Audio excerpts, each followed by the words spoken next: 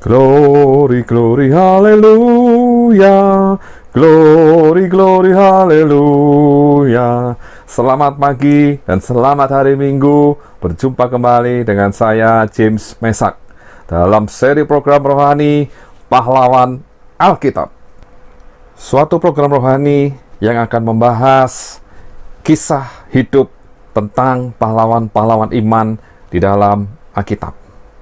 Kehidupan pribadi, kehidupan keluarga, perjalanan hidup, karya-karyanya, kenangan-kenangannya yang luar biasa, serta pengalaman-pengalaman pribadi bersama dengan Yesus Tuhan yang akan menjadi teladan buat kita semua. Selamat menikmati dan Tuhan Yesus memberkati.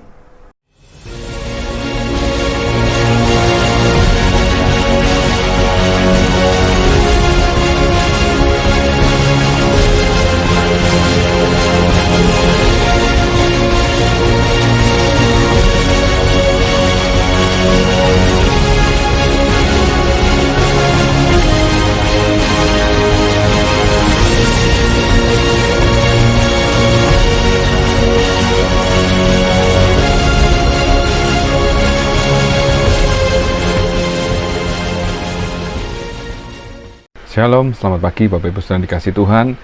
Kita berjumpa kembali dalam seri Pahlawan Alkitab, dan hari Minggu ini kita masuk dalam seri yang ke-26, yaitu tentang Yosua. Kita akan membahas tentang kehidupan Yosua. Nama sebenarnya dari Yosua adalah Hosea bin Nun dari suku Efraim. Terdapat dalam Bilangan 13 ayat 16. Dan akhirnya memang nama Yosua yang lebih umum kita dengar dan dipakai. Arti nama Yosua dalam bahasa Ibrani Yosua atau Yehosua dalam bahasa Yunani dialihbahasakan menjadi Yesus. Jadi arti namanya adalah Tuhan adalah keselamatan atau juru selamat. Yosua berarti Tuhan adalah keselamatan. Ini bisa dibaca dalam Keluaran 17 ayat 9. Yosua dilahirkan di Mesir sebelum bangsa Israel keluar dari tanah Mesir. Nama ayahnya adalah Nun, karena disebutkan dalam Bilangan 13 ayat 16, Hosea bin Nun, berarti Yosua atau Hosea bin Nun adalah anak dari Nun. Tidak disebutkan siapa istrinya, anaknya, ataupun keluarga yang lain. Tetapi disebutkan bahwa kakek Yosua adalah Elisama bin Amihud. Terdapat dalam 1 Tawarikh 7 ayat 26 dan 27 yang hidup sejaman dengan Musa dan berkedudukan sebagai pemimpin dari Bani Efraim. Nama Yosua sendiri ditulis di dalam Alkitab sebanyak 383 kali, dan pertama kali disebut di dalam Keluaran 17 ayat 9. Terakhir kali nama Yosua disebutkan dalam Ibrani 4 ayat 8. Dan nama Yosua juga dituliskan dalam 14 kitab di Alkitab. Keluaran, Bilangan, Ulangan, Yosua, Hakim-Hakim, 1 Samuel, 1 Raja-Raja, 2 Raja-Raja, 1 Tawarikh, Nehemia, Hagai, Sakaria, Kisah Para Rasul, dan Ibrani. Yosua meninggal pada usia 110 tahun di tanah Kanaan. Di dalam Yosua 24 ayat 29. Diperkirakan lahir sekitar 1400 sebelum Masehi di Mesir dan wafat 1310 sebelum Masehi di Kanaan. Nah, kita sampai di dalam bagian yang kedua, di mana kita akan melihat, mendengar, membaca perjalanan hidup dan karya Yosua. Di mana Yosua bin Nun adalah pemimpin bangsa Israel yang menggantikan Musa dan membawa bangsa Israel masuk serta merebut tanah Kanaan.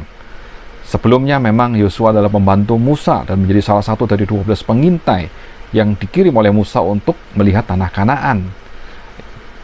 Yosua sendiri merupakan tokoh sentral di dalam kitab Yosua, dan nama sebenarnya tadi kita sudah bahas, yaitu Hosea bin Nun, tetapi Musa memanggilnya sebagai Yosua karena nama ini adalah nama yang akan sering dipakai. Dan kalau kita baca di dalam Bilangan 13 ayat 16 berbunyi demikian, itulah nama orang-orang yang disuruh Musa untuk mengintai negeri itu, dan Musa menamai Hosea bin Nun itu Yosua.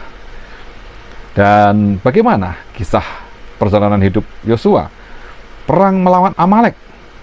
Nama Yosua pertama kali disebut di Alkitab di dalam Keluaran pasal 17 ketika bangsa Israel masih dalam perjalanan dari Laut Merah menuju ke Gunung Sinai, dan ada orang Amalek datang menyerang bangsa Israel di Rafidim. Musa memilih Yosua sebagai pemimpin dan berkata kepadanya, "Pilihlah orang-orang bagi kita, lalu keluarlah berperang melawan orang Amalek. Besok aku akan berdiri di puncak bukit itu dengan memegang tongkat Allah di tanganku." Dan Yosua melakukan seperti apa yang Musa perintahkan untuk berperang melawan orang Amalek. Tetapi Musa, Harun, dan Hur telah naik ke puncak bukit, dan kita sering mendengar kisah ini, bahwa apabila Musa mengangkat tangannya, maka lebih kuatlah bangsa Israel, tapi begitu Musa menurunkan tangannya, lebih kuatlah bangsa Amalek.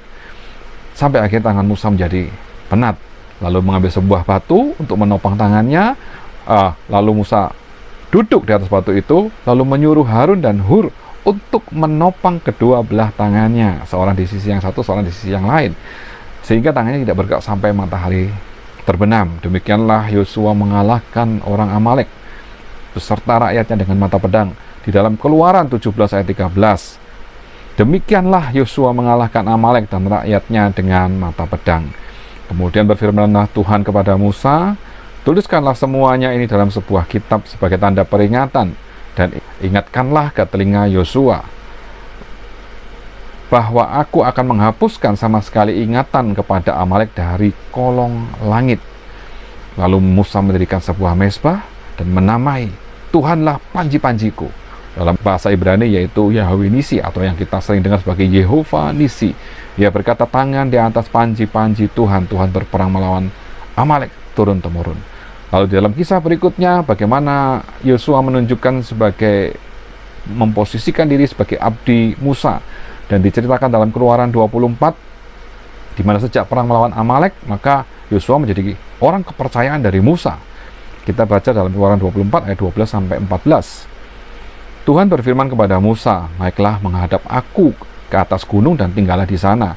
Maka aku akan memberikan kepadamu loh batu, yakni hukum dan perintah yang telah kutuliskan untuk diajarkan kepada mereka." Lalu bangunlah Musa dengan Yosua abdinya. Maka naiklah Musa ke atas gunung Allah itu. Tetapi kepada para tua-tua itu ia berkata, "Tinggallah di sini menunggu kami, sampai kami kembali lagi kepadamu. Bukankah Harun dan Hur ada bersama-sama dengan kamu? Siapa yang ada perkaranya, datanglah kepada mereka." Di sini menunjukkan bahwa Yosua menjadi abdi dari Musa. Sementara Musa naik ke atas gunung, Yosua dengan setia menunggu di kaki gunung, di mana Yosua pun tidak bisa melihat perkemahan, tapi Yosua dengan setia menanti Musa turun. Dan pada waktu Musa turun dengan membawa 2 loh batu, ternyata bangsa Israel seperti yang pernah kita dengar, bahwa mereka membuat patung lembu emas, dan Tuhan marah kepada bangsa Israel. Kita lihat di dalam Keluaran 33 ayat 11. Dan Tuhan berbicara kepada Musa dengan berhadapan muka seperti seorang berbicara kepada temannya. Kemudian kembalilah ia ke perkemahan, tetapi abdinya Yosua bin Nun, seorang yang masih muda, tidaklah meninggalkan kemah itu. Meskipun masih muda, Yosua menjadi seorang yang setia, menjaga, menjadi seorang abdi Musa. Bahkan dalam kisah-kisah berikutnya, bagaimana kisah yang menunjukkan bahwa memang Yosua adalah abdi dari Musa. Kita baca di dalam Bilangan 11 ayat 28 dan 29. Firman Tuhan berkata, "Maka menjawablah Yosua bin Nun yang sejak mudanya menjadi abdi Musa, Tuanku Musa, cegahlah mereka." Ayat 29. Tetapi Musa berkata kepadanya, "Apakah engkau begitu giat mendukung diriku? Kalau seluruh umat Tuhan menjadi nabi, oleh karena Tuhan memberi rohnya hinggap kepada mereka." Di sini dikisahkan bahwa Yosua menjadi abdi Musa sejak muda, sehingga di sini kita melihat kesetiaan Yosua sebagai abdi Musa, sehingga dalam kisah-kisah berikutnya Yosua pun menjadi abdi kepercayaan dari Musa. Dan saat seluruh bangsa Israel sampai di padang gurun Paran berbatasan dengan tanah Kanaan, di mana Tuhan menyuruh Musa untuk mengirim 12 orang pengintai, satu dari masing-masing suku Israel, untuk mengintai tanah Kanaan tersebut, maka kita bisa membaca dalam Bilangan 13 ayat 8 dari suku Efraim, Hosea bin Nun. Dalam Bilangan 13 ayat 16, itulah nama-nama orang yang disuruh Musa untuk mengintai negeri itu. Dan Musa menamai Hosea bin Nun adalah Yosua. Jadi terlihat bagaimana Yosua dipercaya untuk mewakili sukunya mengintai Kanaan. Dan kita melihat kisah bagaimana para pengintai setelah mengintai di tanah Kanaan, lalu mereka datang kembali kepada Musa, Harun, dan segenap umat Israel di Kades, padang gurun Paran. Mereka membawa kabar, dan ini yang saya akan bacakan karena satu kisah yang berhubungan dengan Yosua, di mana kita melihat di dalam Bilangan 13 ayat 27 sampai 33. Kita baca, mereka menceritakan kepadanya, kami sudah masuk ke negeri kemana kau suruh kami, dan memang negeri itu berlimpah-limpah susu dan madunya. Dan inilah hasilnya. Hanya bangsa yang diam di negeri itu kuat-kuat, dan kota-kotanya berkubu dan sangat besar. Juga keturunan Enak telah kami lihat di sana. Orang Amalek diam di tanah Negeb, orang Het, orang Yebus, dan orang Amori diam di pegunungan. Orang Kanaan diam di sepanjang laut dan sepanjang tepi sungai Yordan. Kemudian Kaleb mencoba menenteramkan hati bangsa itu di hadapan Musa. Katanya, tidak, kita akan maju dan menduduki negeri itu, sebab kita pasti akan mengalahkannya. Tetapi orang-orang yang pergi ke sana bersama-sama dengan dia berkata, kita tidak dapat maju menyerang bangsa itu, karena mereka lebih kuat daripada kita. Juga mereka menyampaikan kepada orang Israel kabar busuk tentang negeri yang diintai mereka, dan dengan berkata, negeri yang telah kami lalui untuk diintai adalah suatu negeri yang memakan penduduknya, dan semua orang yang kami lihat di sana adalah orang-orang yang tinggi-tinggi perawakannya. Juga kami lihat di sana orang-orang raksasa, orang-orang Enak yang berasal dari orang-orang raksasa, dan kami lihat diri kami seperti belalang. Demikian juga mereka terhadap kami. Bagaimana respon bangsa Israel? Di Bilangan 14 ayat 1 sampai 2. Bangsa Israel mengeluarkan suara nyaring, bahkan menangis dan bersungut-sungut kepada Musa dan Harun. Bahkan mereka berkata, sekiranya kami mati di tanah Mesir atau di padang gurun ini. Jadi berita itulah yang menyebabkan bangsa Israel menjadi bersungut-sungut dan memiliki respon yang sangat negatif. Tetapi di Bilangan 14 ayat 6 sampai 10 kita melihat firman Tuhan bercerita, tetapi Yosua bin Nun dan Kaleb bin Yefune, yang termasuk orang-orang yang telah mengintai negeri itu, mengoyakkan pakaiannya dan berkata kepada segenap umat Israel, negeri yang kami lalui untuk diintai itu adalah luar biasa baiknya. Jika Tuhan berkenan kepada kita, maka Ia akan membawa kita masuk ke negeri itu dan akan memberikannya kepada kita, suatu negeri yang berlimpah-limpah susu dan madunya. Hanya janganlah memberontak kepada Tuhan, dan janganlah takut kepada bangsa negeri itu, sebab mereka akan kita telan habis. Yang melindungi mereka sudah meninggalkan mereka, sedang Tuhan menyertai kita. Janganlah takut kepada mereka. Ayat 10. Lalu segenap umat itu mengancam hendak melontari kedua orang itu dengan batu, tetapi tampaklah kemuliaan Tuhan di kemah pertemuan kepada semua orang Israel. Ternyata kata-kata dari Yosua dan Kaleb pun tidak diterima oleh bangsa Israel, bahkan mengancam akan membunuh mereka. Tuhan yang menjadi pembela.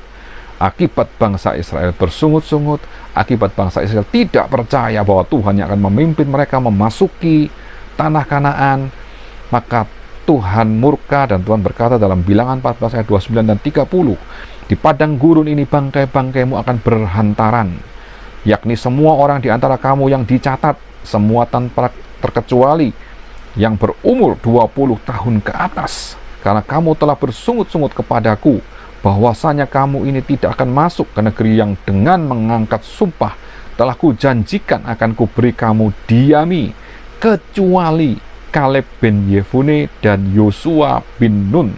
Tuhan memberi perkecualian. Kaleb dan Yosua beserta dengan keluarga akan masuk ke dalam tanah Kanaan. Dan hal ini digenapi oleh Tuhan saat bangsa Israel mengadakan sensus yang kedua, tercatat dalam Bilangan 26. Kita baca dalam Bilangan 26 ayat 65. Sebab Tuhan telah berfirman tentang mereka, pastilah mereka mati di padang gurun, dan dari mereka itu tidak ada seorang pun yang masih tinggal hidup selain dari Kaleb bin Yefune dan Yosua bin Nun.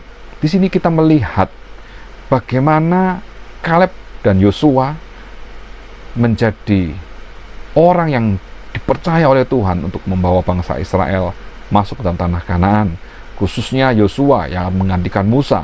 Dan bagaimana kisah Yosua menggantikan Musa dan memimpin bangsa Israel masuk melalui tanah Kanaan, kita akan lanjutkan seri pahlawan Alkitab ini tentang Yosua bagian yang kedua di hari Minggu depan. Sisihkan waktu, lihat dan dengar cerita tentang Yosua, karena Yosua adalah pahlawan Alkitab. Amin. Tuhan Yesus memberkati.